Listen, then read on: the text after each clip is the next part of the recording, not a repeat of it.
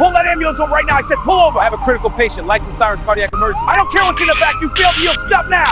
Your lights don't make you special. Pull over. Cardiac hospitals make me. Let us through. You giving orders? Out before I drag you, please. Cuffs for you. Out. Vitals dropping. Get the kit. On it. Opening now. How's he doing? Stabilizing. Almost there. The story you are about to hear is disturbing and heartbreaking. Listen closely, because this could happen to anyone. Sergeant Victor Hale did not know what he just started. In the next 47 minutes, a 68-year-old grandmother would die inside that ambulance. A big lawsuit for $18.7 million would be filed, and a police officer with 14 years on the job would face charges that could send him to prison for up to 35 years. The driver he was yelling at? Javier Ruiz, a brave paramedic with 22 years of experience. Javier had saved thousands of lives. He won big awards twice. He taught hundreds of other paramedics how to save hearts. He knew every second counted. Why? Because when he was 19, his own dad died waiting for an ambulance. The police car's camera recorded everything. Before we go on, think about this. Have you ever met someone in charge who let their pride make things worse? Drop your answer in the comments. This story shows what happens when ego gets in the way, and a family loses someone they love. Victor Hale did not know who he was talking to. Javier Ruiz was 44 years old. He started as a basic EMT when he was 22. He worked nights, he worked extra shifts, he earned every promotion the hard way. By 2025, he was the lead paramedic in Riverside County. He taught classes on how to save people having heart attacks. More than 200 first responders learned from him. But his story is personal. When Javier was 19, his dad had a heart attack at home. The ambulance got stuck in traffic. His dad died before they reached the hospital. Javier made a promise that day. No other family would feel that pain. His partner that day was Elena Vargas. She was 31 with 8 years of experience. She was in the back taking care of the patient. Now let's talk about the officer. Sergeant Victor Hale was 41. He had 14 years with the Highway Patrol. On paper, he looked good, but he had problems. In recent years, 8 people filed complaints against him. Every complaint was the same. He used too much power during stops. He demanded respect right away. He caused delays that were not needed. Here are a few examples. In 2021, he stopped a doctor who was rushing to surgery. He held the doctor for 22 minutes, just because the doctor did not act respectful enough. In 2022, he arrested a nurse for having an attitude during a traffic stop. The charges were dropped later. The department paid money quietly to settle it. In 2023, he got into a fight with a firefighter at a crash scene. He wanted to control everything. He got only a small warning. Other officers called him Ego Hale when he was not around. One boss wrote in a private note, "This man is a risk. He should be moved or fired." No one did anything. 8 complaints, 3 warnings, 0 big changes, until August 14th. Type accountability now in the comments if you think this should have stopped earlier. Tuesday, August 14th, 2:47 p.m. on Route 89 in rural Riverside County. At 2:31 p.m., someone called 911. Margaret Hayes had fallen at her daughter's house. She was 68 years old, a retired teacher, grandmother of 6 kids. She beat breast cancer in 2019.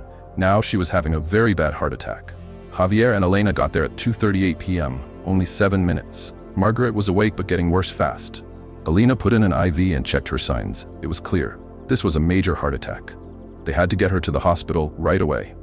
At 2:44 p.m., the ambulance left with lights flashing and sirens on. It was an emergency run. The hospital was 14 minutes away. The heart doctors were ready and waiting. Margaret's daughter, Sarah Hayes, age 42, followed in her car.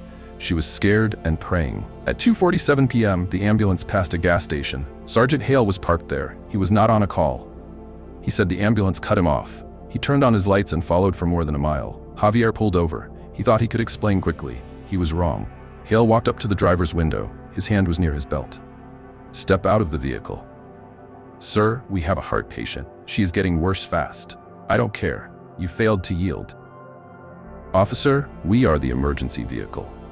License and registration." Now, Javier tried to stay calm. "Every second matters, please." Hale leaned closer. "Then you should have thought about that before you disrespected me." From the back, Elena shouted, "She is in VFib. That means her heart rhythm was deadly. We have to go now." Hale yelled back, "Get back inside. No one moves until I say." Javier tried one more time. "She will die if we don't leave." Hale said, "That's not my problem. Your attitude is." Javier started to walk to the back. Hale grabbed his arm. "One more step, and you are under arrest for obstruction." People started to stop. Sarah pulled up and screamed, "That's my mom, let them go." Two other drivers stopped too. One man, Carlos Reed, took out his phone and started recording. An off-duty nurse, Rebecca Torres, stopped and told Hale, "I work in medicine. The patient needs help right now." Hale ignored her. "Everyone back in your cars, this is police business." He put his hand on his gun when Javier tried to move again. What Hale did not know, Margaret's heart had just stopped. His own camera was recording every word. What would you have done if you were Javier? Tell me in the comments. 7 minutes into the stop, 2:56 p.m., Elena screamed from inside. "She is flatlined. I am starting CPR." Javier pushed past Hale and ran to the back. Hale followed, still yelling about arrest. The heart monitor showed a straight line. Elena was pushing on Margaret's chest again and again. Javier took over compressions. He told Elena to give medicine. He grabbed the defibrillator. Shock. Nothing happened. Shock again. Nothing. He called the hospital on the radio. The doctors had been waiting 12 minutes already. Hale stood at the door. His face started to change. He finally understood. He called on his radio, "I need backup here." For 9 long minutes, Javier and Elena fought to save her. Chest pushes, shocks, medicine. Javier counted out loud. Sweat ran down his face. At 3:05 p.m., it was over. Margaret Hayes was gone. The hospital was only 6 minutes away. Rebecca walked up to Hale. Her voice shook. "Do you know who that paramedic is?" "Javier Ruiz. He has trained half the paramedics around here. He saved more lives than you can count, and you just let this woman die." Carlos spoke up. "I have it all on video. Every second. You are finished." Sarah fell to the ground, crying for her mom. Javier sat on the side of the road in his bloody gloves. Tears ran down his face. She had 6 grandchildren. She was going to meet the newest one next month, and you would not let us save her because I did not show you enough respect. Hale said quietly, "I was just doing my job. I didn't know." But it was too late. By 3:15 p.m., the county sheriff was called. Internal affairs officers were on the way. Carlos's video was already online with the title, "Cop Lets Grandma Die Over a Traffic Stop." Margaret had beaten cancer. She lived 68 good years, but she could not survive 11 minutes of one man's pride. Type "Justice for Margaret" in the comments if you think the officer should go to prison. At 3:22 p.m., Sheriff Elena Morales arrived. She had 28 years on the job. She lost her own dad to a heart attack. She understood the pain. They took Hale's dashcam as evidence. Hale was put on leave right away. His badge and gun were taken. His car was locked. They checked Hale's story. He said the ambulance cut him off, but the camera showed he was parked with lights off. He was not on a call. The ambulance did nothing wrong. Javier said heart emergency many times in the first 2 minutes. Hale said he would only hold them a short time. But the stop lasted 11 minutes. Margaret's heart stopped at minute 7. Doctors said she could have been in surgery by minute 10. A doctor later explained it simply. In big heart attacks, every minute of delay makes death more likely by 7 to 10%. 11 minutes was deadly. If she got to the hospital on time, she had over 90% chance to live. Sheriff Morales spoke to the news that evening. What happened today was not real police work. It was ego, and it cost a good woman her life. Hale tried to explain. First, he said he followed the rules. Then he said it was a setup. Then he said he had 14 years of experience. None of it helped. By evening, he was taken away in a police car. Not arrested yet, but everyone knew it was coming. The video spread fast. By 4 p.m., thousands watched it. By 7 p.m., local news showed it. By midnight, millions of people across the country had seen it. The hashtag Justice for Margaret was everywhere on social media. People wrote angry comments. He was begging. You can hear the fear in his voice. 6 grandkids versus one man's ego. 8 complaints? They kept him until he caused a death. Javier is a hero. This officer should pay. Big news channels talked about it. Sarah gave interviews. Experts discussed Hale's past complaints. The highway patrol said, the officer is on leave. We take this very seriously. Hale got a lawyer. The lawyer said he was doing his job. Please don't judge too fast. People did not listen. They attacked the statement online. 3 days later, the district attorney held a press conference. Sergeant Victor Hale was arrested. The charges were serious: involuntary manslaughter, criminally negligent homicide, reckless endangerment, unlawful restraint, and official misconduct. If guilty on all, up to 35 years in prison. 1 week after the stop, Sarah filed a lawsuit for her mom's family. They asked for $22 million from Hale, the Highway Patrol, and Riverside County. During the lawsuit, Hale's full record came out. All 8 complaints became public. The private note calling him a risk was shown. The doctor, nurse, and firefighter from before told their stories. The criminal trial lasted 2 weeks. The proof was strong: dashcam video, phone video, doctor reports, radio calls. Hale's lawyer said he followed rules. The prosecutor asked one question: do the rules say let a patient die for pride? The jury found him guilty of manslaughter, negligent homicide, and reckless endangerment. He was sentenced to 16 years in prison. He can ask for parole after 10 years. He can never be a police officer again. His badge was taken forever. The lawsuit ended with a settlement before trial. Riverside County paid $18.7 million. Most went to the family. Some money went to new training and a special fund called the Margaret Hayes First Responder Safety Fund.